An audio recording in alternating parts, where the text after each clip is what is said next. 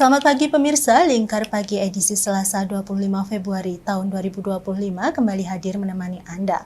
Beragam berita aktual dan terpercaya akan kami hadirkan dalam 60 menit ke depan. Bersama saya Mia Pratiwi, berikut Lingkar Pagi selengkapnya.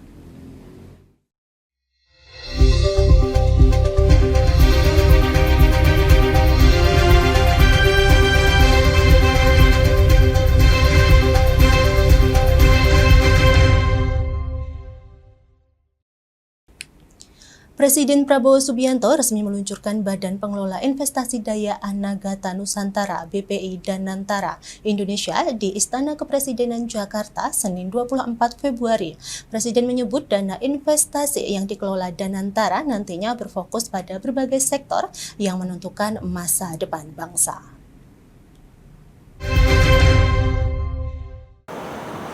Presiden Prabowo Subianto resmi meluncurkan Badan Pengelola Investasi Daya Anagata Nusantara (BPI) Danantara di Istana Kepresidenan Jakarta Senin 24 Februari. Acara peluncuran turut dihadiri oleh sejumlah tokoh bangsa termasuk para mantan presiden dan wakil presiden. Dalam sambutannya, Presiden menyebut Danantara Indonesia merupakan solusi strategis dan efisien dalam mengoptimalkan BUMN. Bukan hanya berfungsi dalam mengelola investasi dividen BUMN, perusahaan-perusahaan milik negara juga diharapkan dapat bertransformasi menjadi pemimpin global dalam sektor masing-masing. Danantara sendiri menjadi bentuk Sovereign Wealth Fund Indonesia yang akan mengelola aset senilai lebih dari 900 miliar dolar Amerika Serikat. Gelombang pertama investasi senilai 20 miliar dolar Amerika dalam kurang lebih 20 proyek strategis bernilai miliaran dolar akan difokus pada hilirisasi nikel, boksit, tembaga, pembangunan pusat data kecerdasan buatan, kilang minyak, pabrik petrokimia, produksi pangan dan protein, aquakultur, serta energi terbarukan.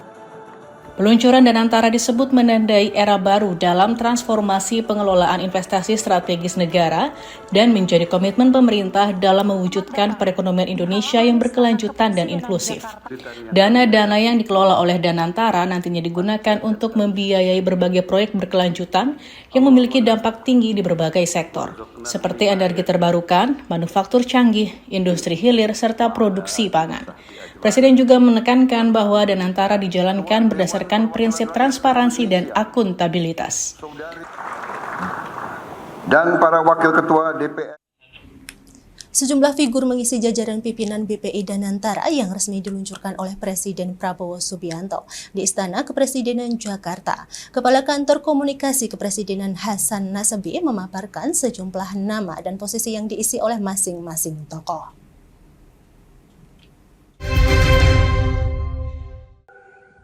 Selain secara resmi meluncurkan Badan Pengelola Investasi Daya Anagata Nusantara (BPI Danantara) di Istana Kepresidenan Jakarta Senin 24 Februari, Presiden Prabowo Subianto juga menandatangani sejumlah instrumen hukum terkait pengelolaan badan usaha milik negara BUMN serta investasi strategis nasional.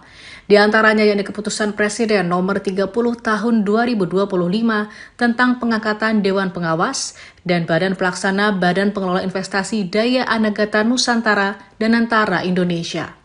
Penandatanganan dokumen tersebut turut menetapkan jajaran Dewan Pengawas serta Badan Pelaksana Danantara. Meski Presiden tak mengumumkan secara langsung siapa-siapa saja yang menduduki posisi strategis dalam badan tersebut, Kepala Kantor Komunikasi Kepresidenan Hasan Nasbi saat dijumpai usai peluncuran mengatakan bahwa Danantara dipimpin oleh Rosan Roslani yang juga merupakan Menteri Investasi dan Hilirisasi. Sementara sejumlah figur lain turut mengisi jajaran pejabat Danantara. Nanti Bapak Doni Askaria sebagai holding operasional, karena di bawah Danantara ada dua holding operasional dan holding investasi, dan Bapak Pandu Syari yang akan memegang holding investasi. Ketua Dewan Pengawas yang sudah ditunjuk oleh Presiden adalah Bapak Erick Thohir dan Wakil Ketua Dewan Pengawas Bapak Mulyaman Hadad. Hasan menambahkan bahwa nantinya para mantan Presiden RI diajak untuk menjadi penasihat Danantara Indonesia agar lembaga tersebut dapat beroperasi dengan dikawal oleh figur-figur yang dinilai penuh integritas dan memiliki cinta untuk bangsa. Menteri Dalam Negeri Mendagri Tito Karnavian menilai retret kepala daerah di Akademi Militer Akmil, Magelang, Jawa Tengah bertujuan untuk mensinergikan dan menyelaraskan kepentingan pemerintah pusat dan daerah. Untuk itu, di hari keempat retret, Mendagri meminta agar kepala daerah membangun jaringan dan komunikasi dengan seluruh kementerian.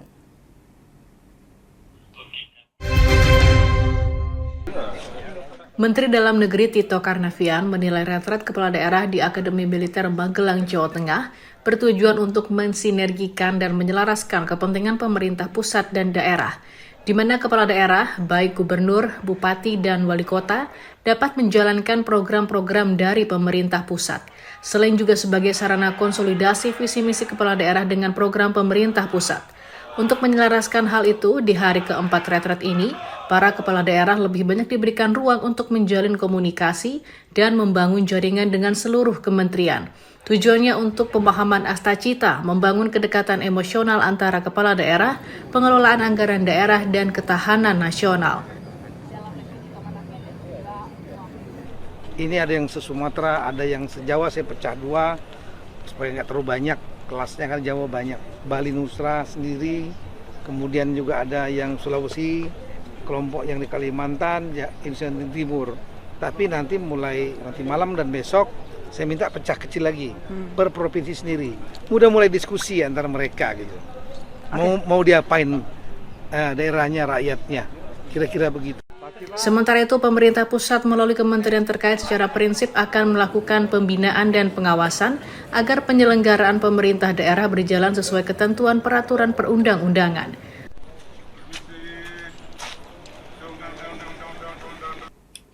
Direktorat Jenderal Imigrasi semakin memperketat pengawasan seiring dengan lonjakan signifikan kasus pelanggaran sepanjang 2024. PLT Direktur Jenderal Imigrasi Safar Muhammad Godam menjelaskan, sebagai tindakan tegas mulai dari penyidikan hingga pencegahan terus ditingkatkan untuk menjaga ketertiban keamanan perlintasan orang asing di Indonesia.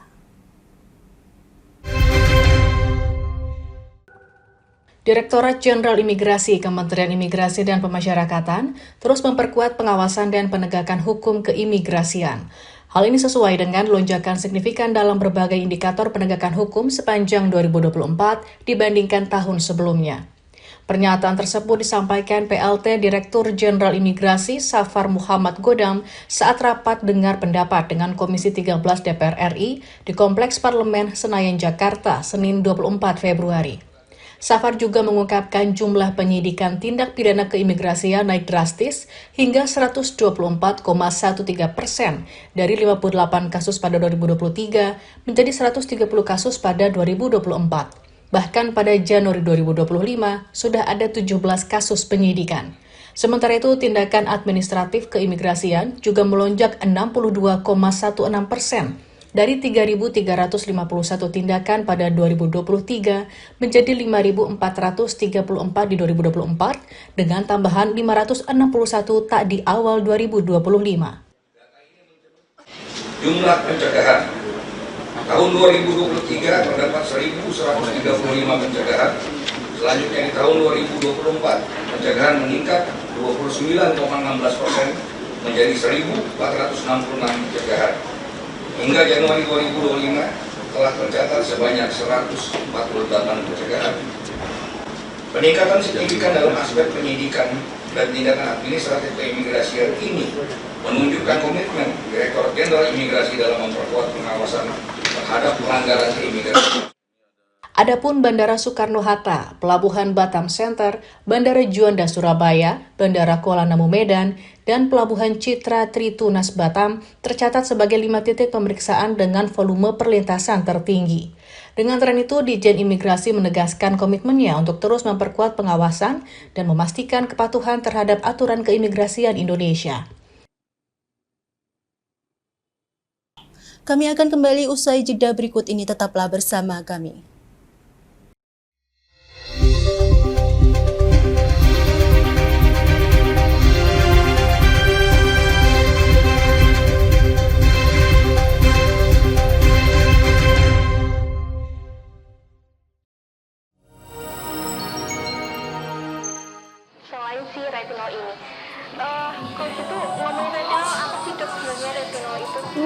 Bagus nih programnya. Saat ini ya kayaknya sudah beberapa tahun yang Wah, lalu. boleh banget nih ditonton setiap hari.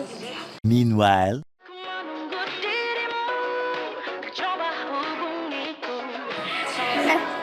Kamu lagi nonton apa sih dari tadi kok apem-apem mulu? Ini loh lagi nonton program Cantik Sehat di Lingkar TV. Bagus banget nih programnya. Nih. Oh, ada ya program kayak gitu? Ada loh di programnya di Lingkar TV. Kamu udah tahu kan Lingkar TV? Belum. Kan belum tahu Lingkar TV.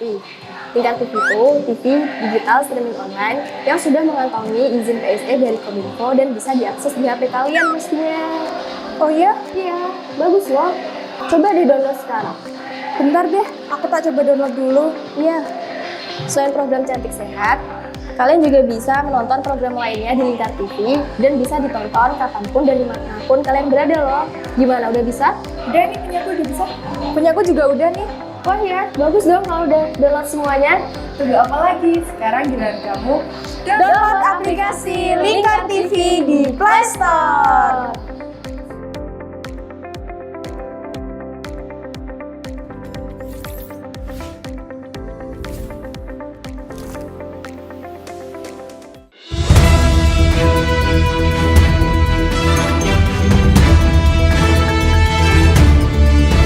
Menemani pagi Anda dengan menyajikan berita nasional dan regional yang dikupas secara akurat dan aktual untuk awali hari.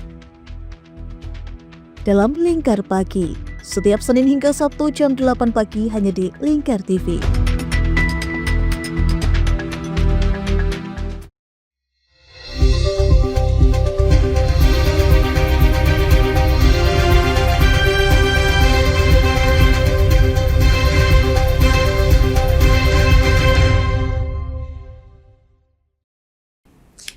Memasuki musim panen, puluhan hektar tanaman padi milik petani di Blora diserang hama wereng. Agar tidak mengalami kerugian cukup besar, para petani memilih melakukan panen lebih awal.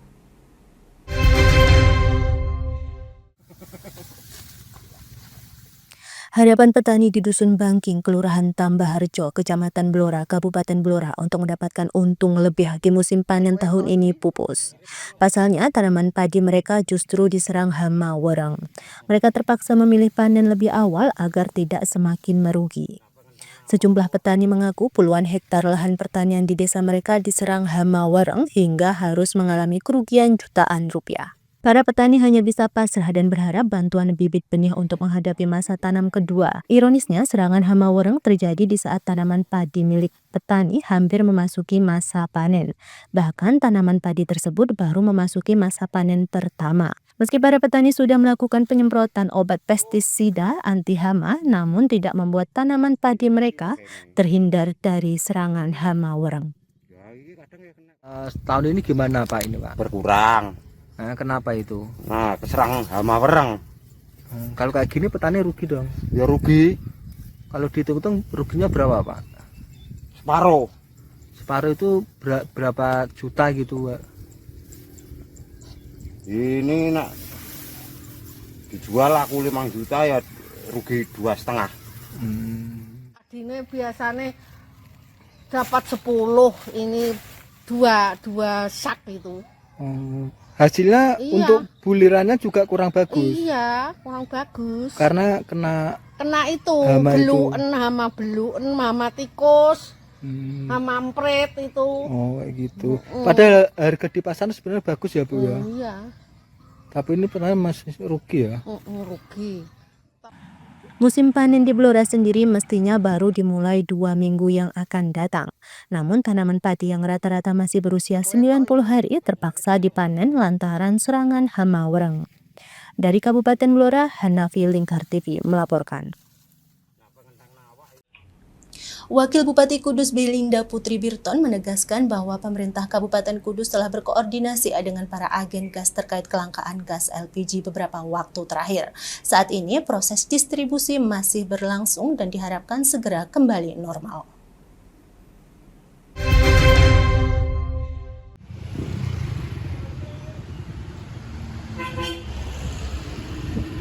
Wakil Bupati Kudus Belinda Putri Birton mengaku telah melakukan koordinasi dengan para agen gas terkait kelangkaan gas LPG bersubsidi. Menurutnya, Pemkab sedang berupaya memastikan distribusi gas berjalan lancar agar kebutuhan masyarakat dapat terpenuhi.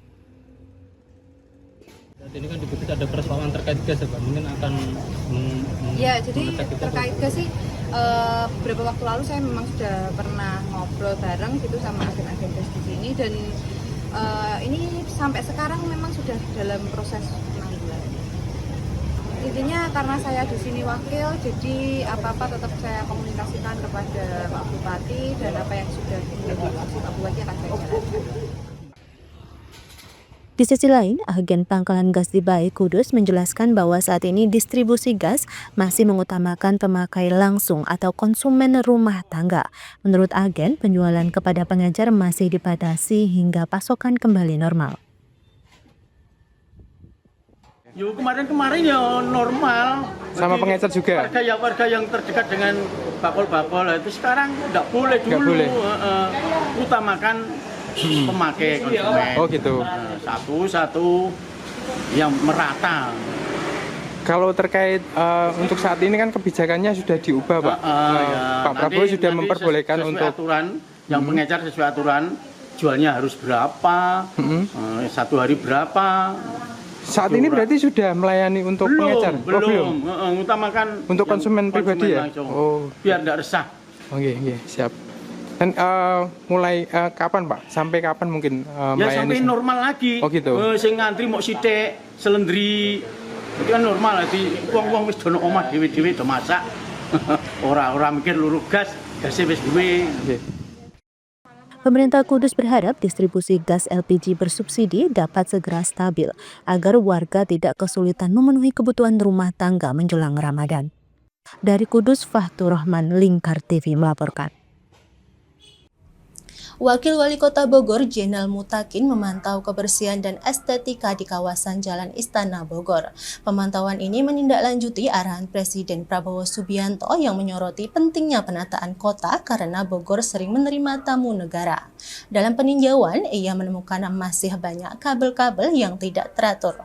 Mengatasi hal ini, pihak akan mempercepat proses penanaman kabel di Kota Bogor. Dinas Koperasi, UMKM, dan Perdagangan Diskopdak Kota Pangkal Pinang memfasilitasi pembuatan nomor induk berusaha NIB gratis bagi pelaku usaha di wilayah setempat. Kegiatan ini dilaksanakan bertahap di 42 kelurahan Kota Pangkal Pinang mulai tanggal 24 Februari hingga 12 Maret mendatang.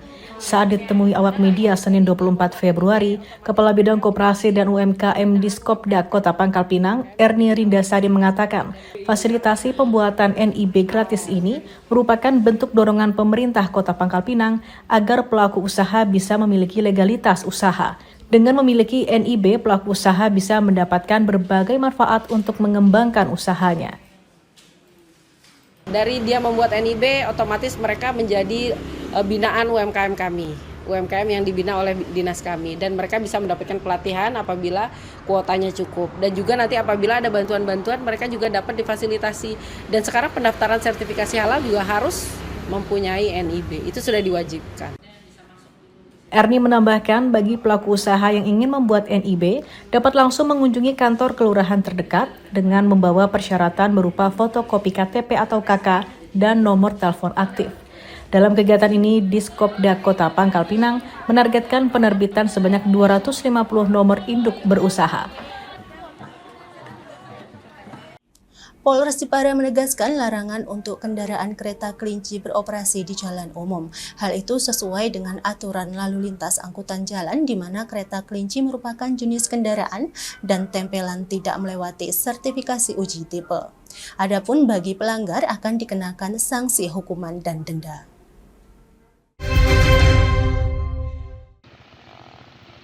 Kasat Lantas Polres Jepara AKP Dionisius Yudi Kristianto menyampaikan jika pihaknya telah memberikan himbauan kepada pihak sekolah, khususnya TK dan SD, untuk tidak mengadakan kegiatan wisata atau kunjungan menggunakan kereta kelinci. Jika memang ingin mengadakan kunjungan, diharapkan untuk menggunakan kendaraan angkutan lainnya yang memenuhi standar berlalu lintas yang baik. AKP Dion menegaskan jika kendaraan kereta kelinci hanya diperbolehkan di area wisata saja seperti di Pantai Kartini. Jika sampai harus keluar dari area tersebut, maka dinyatakan telah melanggar peraturan. Kecelakaan yang diakibatkan oleh kereta kelinci, jadi kami sudah melaksanakan kegiatan-kegiatan baik preemptif, preventif maupun represif. Kemarin dari unit Kamsel kami juga sudah melaksanakan himbauan-himbauan kepada sekolah-sekolah, terutama tingkat TK dan SD yang sering mengadakan kegiatan-kegiatan wisata atau mungkin kunjungan-kunjungan anak-anak sekolah dengan menggunakan kereta kelinci. Kemudian yang kedua juga kita sudah melaksanakan penindakan. Alhamdulillah ada 3 kendaraan kereta kelinci yang saat ini masih kita amankan di kantor Polres Jepara dan tidak akan kita keluarkan sampai kendaraan itu dikembalikan seperti semula, ya. Untuk pasal yang dipersangkakan adalah pasal 277 Undang-Undang 22 tahun 2009, yaitu tentang lalu lintas dan angkutan jalan. Untuk intinya adalah bahwa kendaraan rakitan, tempelan kereta dan lain sebagainya yang tidak melewati sertifikasi uji tipe, ya, itu bisa dipidana paling lama 1 tahun dan denda 24 juta. Ya, jadi untuk kami juga menghimbau kepada sekolah-sekolah, terutama TK, SD yang mengadakan kegiatan diharapkan tidak menggunakan armada kereta kelinci untuk membawa anak-anaknya, karena itu menyalahi aturan. Dan sesuai dengan aturan bahwa yang diperbolehkan menggunakan kereta kelinci hanya di wilayah dalam tempat wisata, mungkin seperti Pantai Kartini, Pantai Bandengan, jadi hanya di wilayah itu. Kalau sudah keluar jalan raya itu tidak diperbolehkan. Diketahui beberapa kereta kelinci telah diamankan di Polres Jepara dan tidak akan dikeluarkan hingga kendaraan tersebut kembali ke bentuk semula. Dari Jepara, Muhammad Aminuddin, Lingkar TV melaporkan. Kami akan kembali usai jeda berikut ini, tetaplah bersama kami.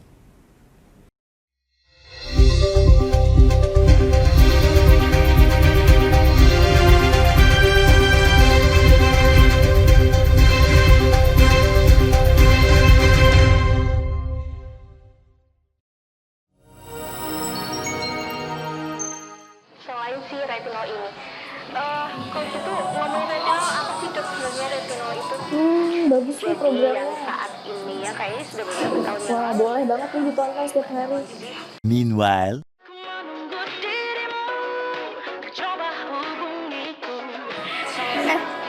Kamu lagi nonton apa sih dari tadi kok apem-apem mulu? Iya loh, lagi nonton program Cantik Sehat di Lingkar TV. Bagus banget nih programnya. Oh, ada ya program kayak gitu? Ada loh di programnya di Lingkar TV. Kau udah tahu kan Lingkar TV? Belum. Kan belum tahu Lingkar TV. Lingkar TV itu TV digital streaming online yang sudah mengantongi izin PSE dari Kominfo dan bisa diakses di HP kalian mestinya. Oh iya? Iya, bagus loh. Coba di-download sekarang. Bentar deh, aku tak coba download dulu. Iya. Selain program Cantik Sehat, kalian juga bisa menonton program lainnya di Lingkar TV dan bisa ditonton kapanpun dan dimanapun kalian berada loh. Gimana, udah bisa? Udah nih, punyaku udah bisa. Punyaku juga udah nih. Wah ya, bagus dong kalau udah download semuanya. Tunggu apa lagi? Sekarang giliran kamu download aplikasi Lingkar TV di Play Store.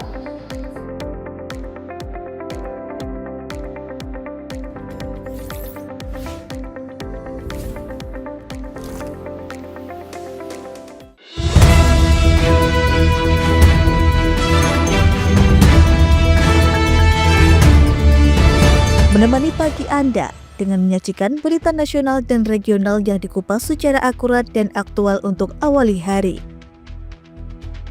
Dalam Lingkar Pagi, setiap Senin hingga Sabtu jam 8 pagi hanya di Lingkar TV.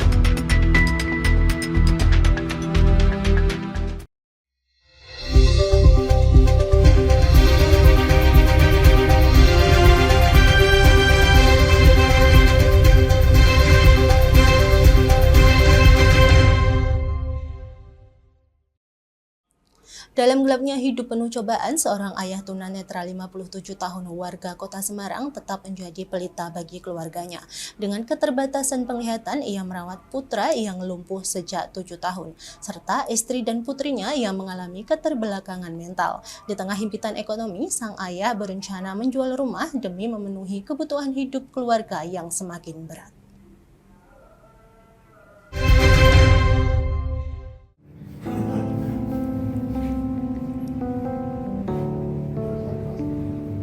Di tengah kesulitan hidup yang tak kunjung henti, seorang ayah tunanetra bernama Sandiman, warga Kelurahan Pedurungan Tengah, RT 4 RW 1, Kecamatan Pedurungan, Kota Semarang, harus terus berjuang untuk anak pertama mereka yang berusia 28 tahun. Anaknya yang bernama Riza Irawan atau yang akrab disapa Wawan menjalani hidup yang penuh perjuangan. Setiap hari Wawan terbaring lemah di tempat tidur akibat kondisi lumpuh layu yang membuatnya tidak mampu bergerak. Untuk kebutuhan sehari-hari seperti makan, minum, hingga buang air, ia bergantung pada bantuan orang lain. Wawan yang dirawat oleh ayahnya Sandiman, seorang tunanetra, hidup dalam kondisi yang penuh tantangan. Ibu dan adik perempuannya juga menghadapi keterbelakangan mental, menciptakan gambaran kehidupan yang sangat memprihatinkan. Tak hanya kesehatan keluarga yang menjadi beban, namun juga kondisi ekonomi mereka yang jauh dari memadai. Sandiman yang bekerja sebagai tukang pijat hanya mengandalkan upah yang tak menentu untuk memenuhi kebutuhan sehari-hari. Dalam kisahnya, Sandiman menceritakan sejak lahir putranya sudah sering sakit. Sekitar 7 tahun lalu, kondisi Wawan, anak pertamanya, semakin parah dan mengalami lumpuh layu. Penghasilan yang pas-pasan selalu habis untuk biaya pengobatan, tetapi penyakit putranya tak kunjung sembuh. Istri Sandiman yang tak pernah berhenti menangis setiap hari merawat anaknya yang tak bisa bergerak, bahkan harus mengangkatnya ke kamar mandi di tengah malam. Keletihan menggerogoti tubuhnya, namun semangat Sandiman dan istrinya untuk bertahan tak pernah padam. Sang ayah yang tak kenal lelah ini merencanakan untuk menjual rumahnya demi memenuhi kebutuhan keluarga. Ya, saya itu sebetulnya kondisi saya itu sudah berat dan berat. Saya itu tunanetra, kok diuji mati-matian mas. Saya itu anak pertama itu sekarang usianya 28. Itu sejak kecil, sejak usia 3 hari sampai sekarang itu sudah tidak bisa apa-apa. Ini di 7 tahun ini, mulai 7 tahun ini sudah tidak bisa jalan. Jadinya saya ke kamar mandi, mau berak, mau pipis, itu selalu diangkat orang tua sama istri saya. Terus itu selama 7 tahun ini. Dulu yang sebelumnya masih bisa jalan, dulu masih sekolah di SMP itu masih bisa jalan, tapi ya tiap hari step.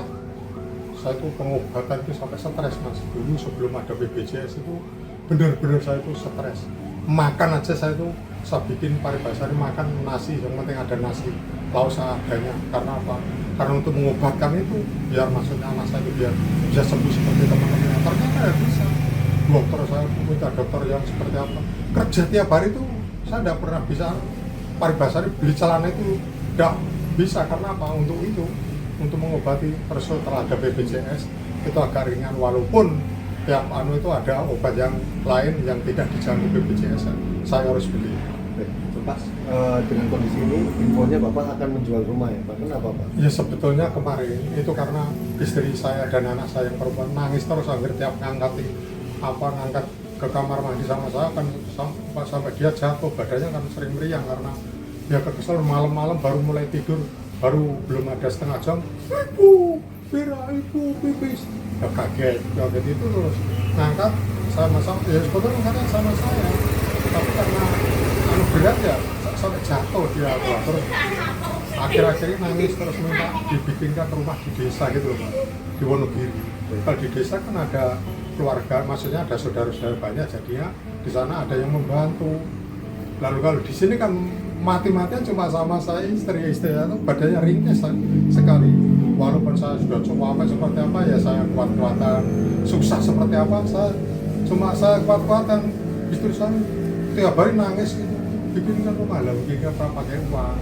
Kalau ini dijual, itu cuma bikin rumah nanti sini sudah tidak ada apa-apa, sudah dijual, nanti saya kerja apa, di sana makan apa, saya gitu Mas. Sementara itu, istri Sandiman Khalifah 50 tahun hanya bisa pasrah menghadapi ujian yang menimpa keluarganya. Meski penuh kesabaran, hatinya sering hancur melihat putra-putrinya tumbuh jauh dari harapan. Tak seperti anak-anak lainnya yang sehat dan normal. Ini loh Mas, anak saya kan masih ya Mas, tidak bisa jalan. Teman-temannya kan sudah punya anak, tapi saya kan pokoknya saya kan lillahi ta'ala sudah dikasih ujian ya Mas ya, dikasih ujian situ. Saya minta suami saya, Mas saya pindah di desa gitu. Terus biar saya tahu, kalau saya yang angkat masih kan tahu toh, masih tahu kalau angkat itu berat gitu Mas. Di desa kan ada yang bantu. Di desa ada bantu Mas. Kadang-kadang saya ya di sini bos satu RT itu saya yang jual itu loh Mas, sampahnya itu kasihan saya yang dapat sampah terus. Walaupun saya rumahnya gini tuh saya walaupun saya rumahnya gini saya tidak nganu Mas, hati saya itu tidak iya. Agar ada tetangga iya, tapi kalau itu loh Mas, tetangganya minta ini saya kan beban itu anak saya gitu saya tidak mau. Dengan kehidupan yang serba sulit, keluarga ini mengharapkan bantuan karena selama ini tidak pernah mendapatkan bantuan apapun dari pemerintah. Dari Kota Semarang, Rizky Sahrul, Lingkar TV melaporkan. Menjelang bulan suci Ramadan, puluhan warga di Desa Meranggen, Kecamatan Jatinom, Kabupaten Klaten, Jawa Tengah mengikuti tradisi Nawu Sendang dan berebut ikan lele. Warga mencari berkah dari berebut ikan lele yang ditebar sebanyak 80 kg.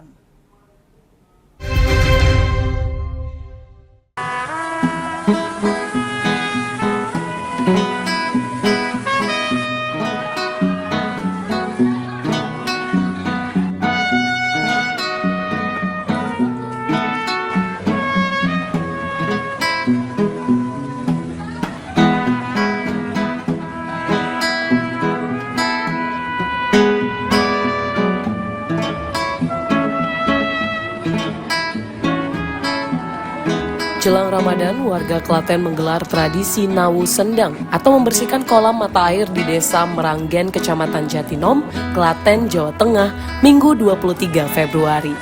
Selain membersihkan kolam mata air, tradisi ini turut diwarnai dengan berebut ikan yang sedikitnya ada 80 kg ikan jenis lele yang ditebar.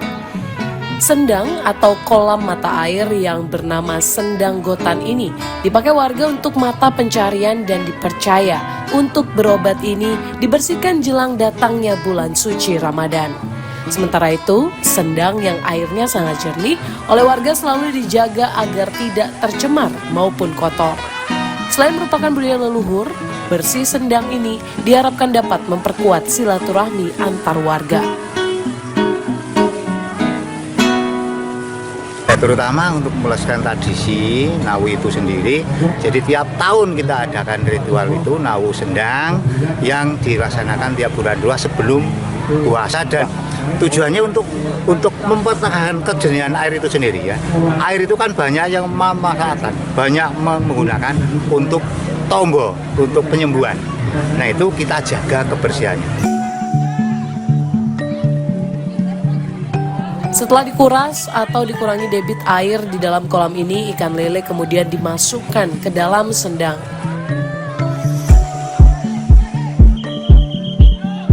Puluhan warga antusias dalam mengikuti acara tradisi Nawu Sendang yang dilaksanakan setiap tahunnya. Dalam sekejap, ikan jenis lele ludes di serbu warga. Dalam tradisi ini, warga dilarang memakai sarung tangan agar lebih seru saat menangkap ikan. Rata-rata warga mendapatkan ikan sebanyak 1 hingga 2 kg. Ya susah karena ikannya dipatil gitu. Soalnya nggak pakai tos tangan. Soalnya nggak boleh pakai tos tangan. Itu harus berebut atau gimana Mas? harus rebut Dengan warga lain. Dapat berapa Mas kira-kira tadi? mungkin 1 kilo. Sekitar 2 kiloan. Ikan apa Pak? Ikan lele. Rencana nanti untuk apa Pak? Dimasak, dibakar-bakar lah. Ini tradisi ini sudah setiap tahun Pak? Setiap tahun sekali siap ruah sadanan. Sebelum apa? Sebelum Ramadan. Rencananya ikan air tawar yang didapat warga ini akan dimasak, lalu dimakan bersama-sama. Ikan yang ditebar ini dipercaya warga dapat mendatangkan berkah menjelang bulan suci Ramadan.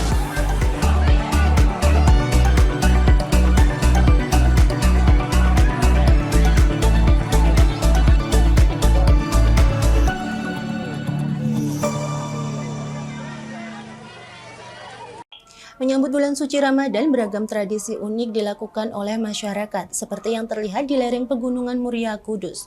Ribuan warga desa Kandang Mas menggelar tradisi Sewu Sempol atau 1000 paha ayam sebagai bentuk rasa syukur dan kirim doa untuk leluhur mereka.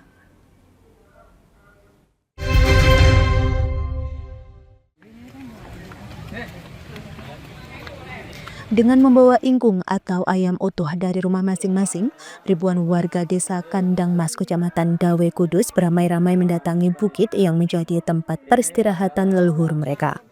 Satu persatu paha ayam dikumpulkan dan diserahkan kepada panitia. Suasana bukit di lereng Pegunungan Muria pun dipenuhi warga yang kusuk berdoa. Eko Riris, salah satu warga desa Kandang Mas, menjelaskan tradisi Sewu Sempol sudah menjadi agenda tahunan yang selalu dinanti sebagai bentuk rasa syukur dan doa bersama agar diberikan kesehatan serta kelancaran menjalani ibadah Ramadan. Yang dibawa ini ingkung, Mas. Ingkung jadi tradisi di kita di Dukuh Masin terutama itu kita membawa makanan di punden keramat, kemudian kita nanti berdoa bersama tahlilan. Tradisi sambut Ramadan? Iya, menyambut bulan Ramadan. Biasanya jatuh di minggu terakhir sebelum bulan Ramadan. Ini kita sebetulnya mendoakan ahli kubur, baik itu orang tua atau mbah buyut leluhur yang sudah meninggal. Kepala Desa Kandang Mas Sofian mengatakan tradisi ini sudah dilakukan secara turun-menurun oleh warga. Dinamakan Sewu Sempol karena begitu banyak paha ayam yang dikumpulkan sehingga seringkali mencapai ribuan jumlahnya. Adat istiadat, yakni kegiatan upacara sedekah kubur yang sudah dilaksanakan sejak zaman dulu. Jadi sedekah kubur itu karena dari rintisan dulu memang dari sedikit, namun akhirnya saat ini sudah semakin banyak. Jadi dengan banyaknya warga dan setiap datang ke sini pada mengumpulkan sampel ingkung yang dibawanya, sehingga dengan banyaknya itu jadi bisa dijuluki menjadi kegiatan 1000 sampel. Sesudah berdoa bersama, tradisi dilanjutkan dengan makan bersama. Paha ayam yang telah dikumpulkan sebelumnya dibagikan kepada warga untuk disantap bersama sebagai simbol kebersamaan dan rasa syukur menyambut bulan penuh berkah. Dari Kudus, Fahtur Rahman, Lingkar TV melaporkan. Ribuan warga di Pati dapatkan paket sembako dan sayur dari pasar rakyat yang digelar oleh Masjid Jauharatul Imamah. Kegiatan ini sebagai bentuk ajakan kepada umat muslim untuk menyambut bulan suci Ramadan dengan bahagia.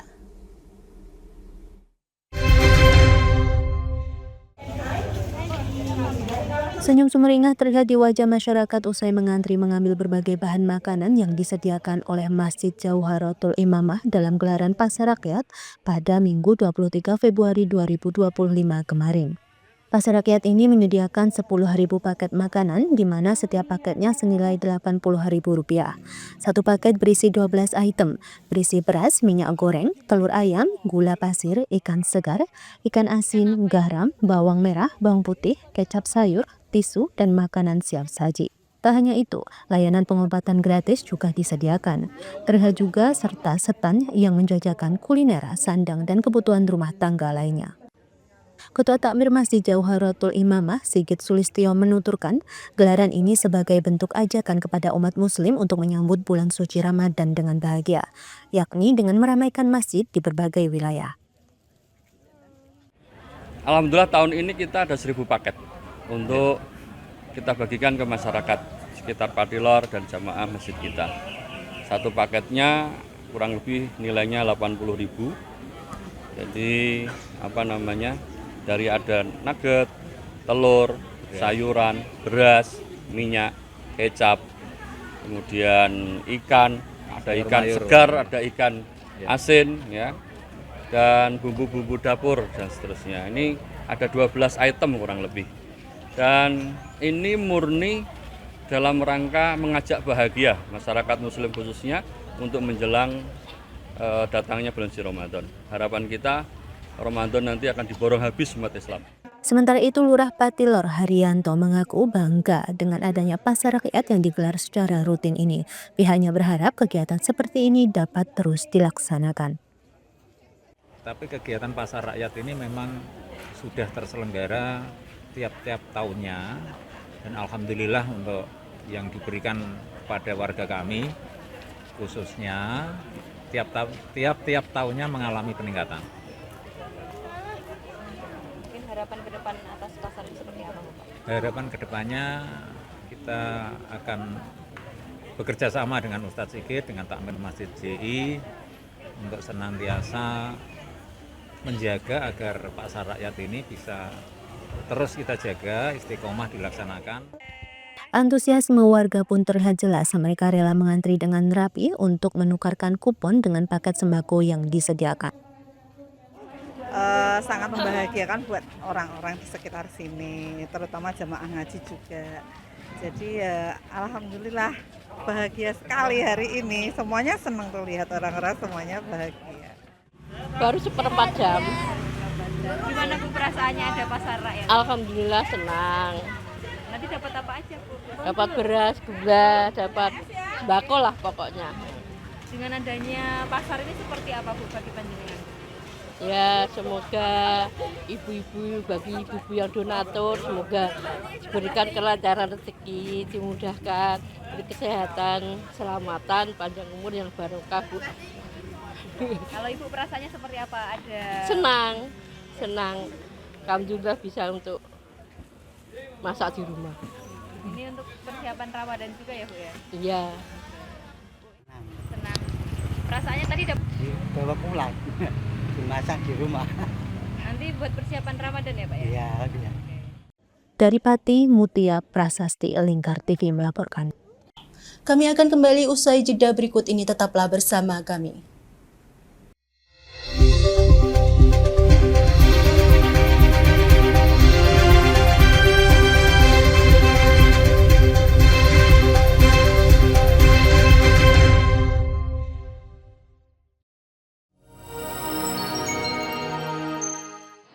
Retinol ini. Kalau gitu ngomongin retinol, apa sih dok sebenarnya retinol itu? Bagus nih programnya. Yang saat ini ya kayaknya sudah beberapa tahun yang Wah, lalu. boleh banget nih ditonton setiap hari. Meanwhile,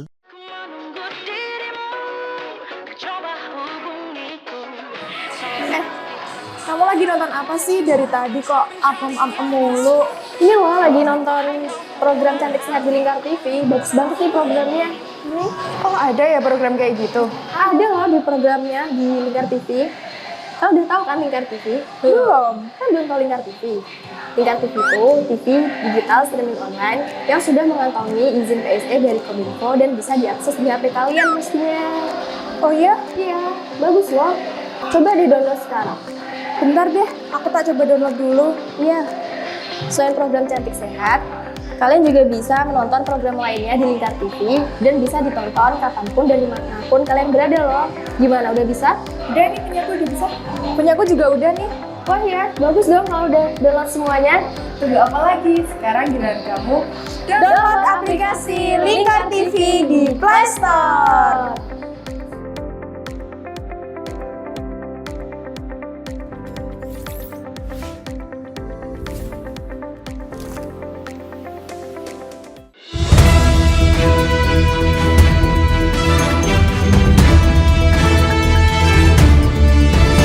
menemani pagi Anda dengan menyajikan berita nasional dan regional yang dikupas secara akurat dan aktual untuk awali hari. Dalam Lingkar Pagi, setiap Senin hingga Sabtu jam 8 pagi hanya di Lingkar TV.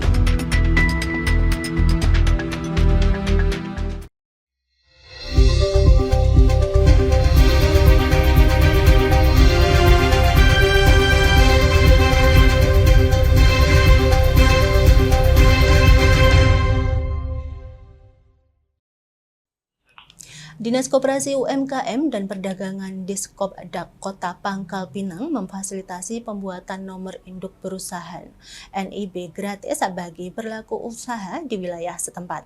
Kegiatan ini akan berlangsung bertahap mulai dari tanggal 24 Februari sampai 12 Maret mendatang. Menjadi salah satu lokasi untuk menerima tamu negara, Kota Bogor memprioritaskan kebersihan dan estetika. Sesuai dengan arahan Presiden Prabowo Subianto, Wakil Wali Kota Bogor Jenal Mutakin meninjau kawasan Jalan Istana Bogor, Jawa Barat, Senin 24 Februari. Hasil peninjauan ini pihaknya banyak menemukan kabel melintang di jalan, termasuk milik penerangan jalan umum PJU Kota Bogor dan provider jaringan. Sebagai tindak lanjut, rencananya kabel-kabel ini akan ditanam setelah Lebaran. Namun Pemkot Bogor meminta agar pengerjaan dapat dipercepat sebelum bulan puasa untuk menghindari gangguan. Selain itu pihaknya turut menemukan taman di sekitar keluar tol yang tidak terawat dengan sampah berserakan dan fasilitas rusak. Taman itu semua PKS yang berkaitan dengan jalur tamu negara, jalur SSA, PKS entah itu billboard, PKS entah itu pengelolaan taman, kita minta dievaluasi dan dimoratorium agar estetika Bogor pun lebih menarik, lebih menjadi marwah Indonesia karena ini tamu negara yang datang ke Kota Bogor. Diketahui jalan di sekitar Istana Bogor termasuk dalam kawasan strategis kota yang sering menjadi perhatian terutama karena fungsinya sebagai area protokol yang sering dilalui tamu negara. Adapun jalan tersebut yaitu Jalan Juanda, Jalan Jalak Harupat, Jalan Otto Iskandar Dinata, dan Jalan Pajajaran.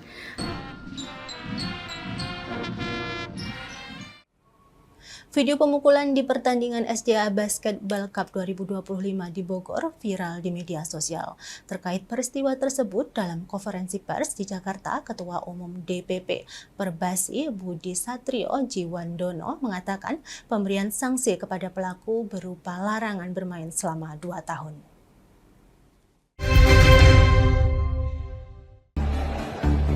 Video pemukulan di pertandingan SDH Basketball Cup 2025 di Bogor viral di media sosial. Pelaku kekerasan merupakan siswa SMP Mardi Waluyo Cibinong berinisial RC. Terkait peristiwa tersebut dalam konferensi pers di Jakarta Minggu 23 Februari, Ketua Umum DPP Persatuan Bola Basket Seluruh Indonesia Perbasi Budi Satrio Jiwandono mengatakan telah mendalami rangkaian kejadian tersebut. Perbasi pun memberi sanksi kepada pelaku berupa larangan bermain basket selama 2 tahun di pertandingan basket seluruh Indonesia. Berdasarkan pemeriksaan yang menyeluruh dilakukan oleh DPP Perbasi, Badan Legal Etik dan Disiplin, kami memutuskan untuk memberikan sanksi kepada Renat Cedric Sudirja dari SMP Mardi Waluyo Cibinong, yaitu larangan bermain basket selama 2 tahun dalam seluruh pertandingan yang ada di seluruh wilayah Indonesia. Perbasi juga memberikan sanksi kepada pelatih tim basket SMP Mardi Waluyo Cibinong yang mengancam anak-anak itu untuk menghapus konten bukti kekerasan di media sosial. Ia mendapatkan sanksi berupa pembekuan lisensi pelatihan selama 3 tahun. Pengurus Provinsi Persatuan Menembak Indonesia Jawa Timur, Pemprov Perbakin Jatim, bertekad memperbanyak kejuaraan demi menjaring bibit-bibit muda agar dapat menorehkan prestasi di tingkat nasional maupun internasional. Selain menyelenggarakan sejumlah kejuaraan, Pemprov Perbakin Jatim turut mendatangkan sebanyak 10 pelatih asing untuk mendongkrak prestasi atlet.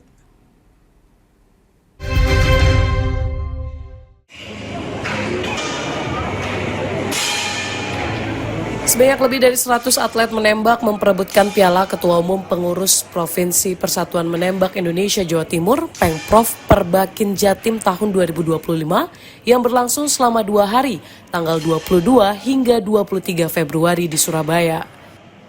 Kejuaraan ini diikuti atlet pelajar dan umum dari berbagai kabupaten kota di wilayah Jawa Timur untuk memberikan pengalaman bertanding jelang kejuaraan Pekan Olahraga Provinsi Porprov tahun 2025 yang dijadwalkan berlangsung di Malang pada bulan Juli mendatang. Selain itu, ajang ini menjadi ruang untuk regenerasi atlet menembak Jawa Timur yang diharapkan melahirkan bibit-bibit baru untuk bersaing di tingkat nasional maupun internasional. Kejuaraan ini diharapkan turut dapat menjaring atlet menembak Jawa Timur yang akan disertakan dalam Pekan Olahraga Pelajar Nasional Popnas 2025 di Aceh dan Sumatera Utara pada bulan September mendatang. Kita juga akan pantau kalau yang masih memungkinkan untuk dipersiapkan untuk PON di NTB atau mungkin mencari bibit-bibit yang lebih bawah lagi, mungkin generasi berikutnya yang memungkinkan untuk didorong melebihi dari kemampuan para atlet senior.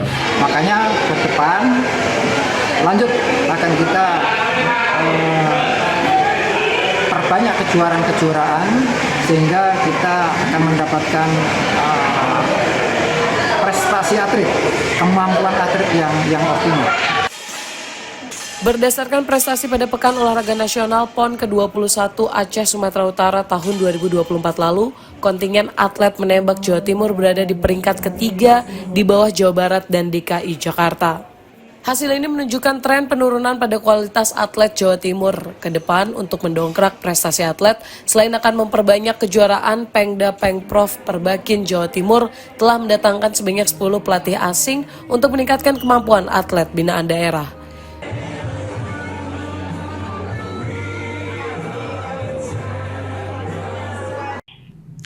Seiring dengan kenaikan suhu secara bertahap, angsa liar memulai perjalanan migrasi tahunan mereka ke utara.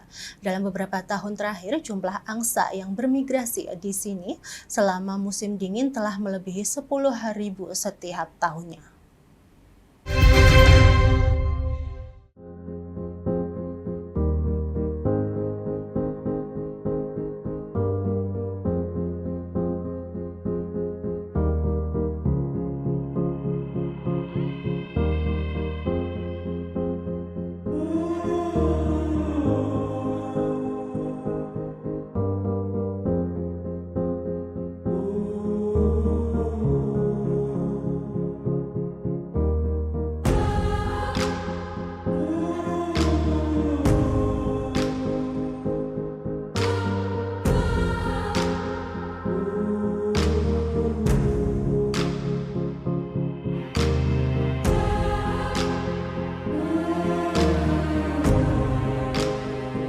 Pemirsa, Lingkar Pagi berakhir sampai di sini. Saya Mia Pratiwi, mewakili kerabat yang bertugas pamit undur diri. Selamat pagi dan selamat beraktivitas.